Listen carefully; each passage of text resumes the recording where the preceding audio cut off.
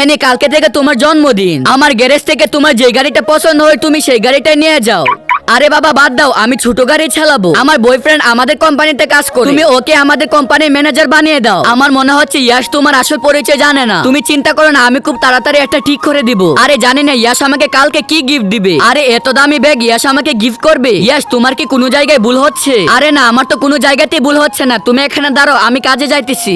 আরে ইয়াশ আমাকে গিফটটা কেন দিল না? যখনই আমি কোম্পানির ভিতরে যাই তখনই দেখি ইয়াশের দেখানো সেই ব্যাগটা প্রিয়ার কাছে, আর তখনই আমার বোঝা হয়ে গেছে ইয়াশ আমাকে নয় প্রিয়াকে ভালোবাসি। আমি ভেবেছিলাম ওই ব্যাগটা আমাকে গিফট দিবে, কিন্তু ওই ব্যাগটা তো তুমি প্রিয়াকে দিয়ে দিলে। তার আগে মহান ছবিটির জন্য লাইক এবং সাবস্ক্রাইব করে দাও, আর কমেন্টে তোমার সুন্দর নামটি লিখে যাও।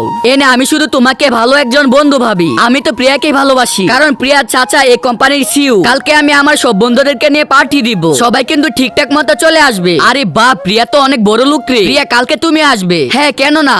আরে এনি তোমার ব্যাগটা তো অনেক সুন্দর, সত্যি করে বলো তুমি এটা কোথা থেকে এনেছো? আরে এটা নকল ব্যাগ, ওর কাছে কি এত টাকা আছে নাকি এগুলা কিনার? এনি সত্যি করে বলো এই ব্যাগ তুমি কোথা থেকে চুরি করেছো? এগুলা বাদ দাও, আগে বলো তোমার কাছে কতগুলা গাড়ি আছে আর তুমি কত টাকা কামাও? পরে পার্ট দেখার জন্য কমেন্টে পার্ট 2 লিখে দিন।